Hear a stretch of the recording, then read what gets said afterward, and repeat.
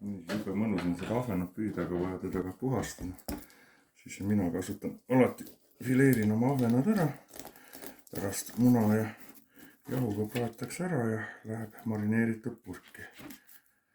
Marjaga, mari läheb panni peale soola, pipraga ja üks vaieldamatu lemmik. Et jah, püügipäeval ei mõtle kunagi sellele, et kui palju seda ahvenat püüda, aga see puhastamine on nagu mittemeeldiv tegemine, siis minul teeb see fileerimine niimoodi, et teen 2 ahvenat. Eile oli mul kala 10,9 kilo. Ma orienteeruvalt pakun, et selle fileerimiseks läheb aega mul 3 tundi.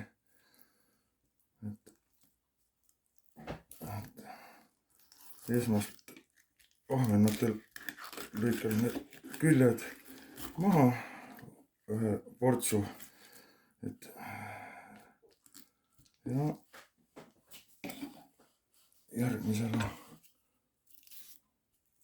tõmban need küljepealsed luud maha siit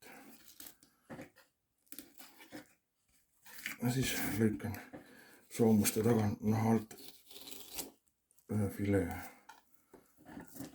Et minule meeldivad niisugused 70 kuni 150 grammised ahvenad kõige rohkem, sest maitse poolest on nad kõige paremad.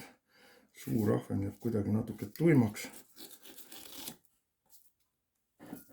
Ja niimoodi näeb välja see minu ahvena fileerimine.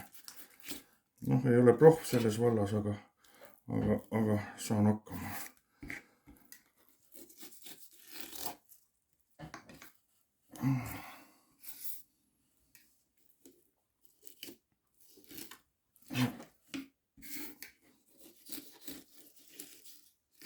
Ja ongi 2 ahvenat fileeritud.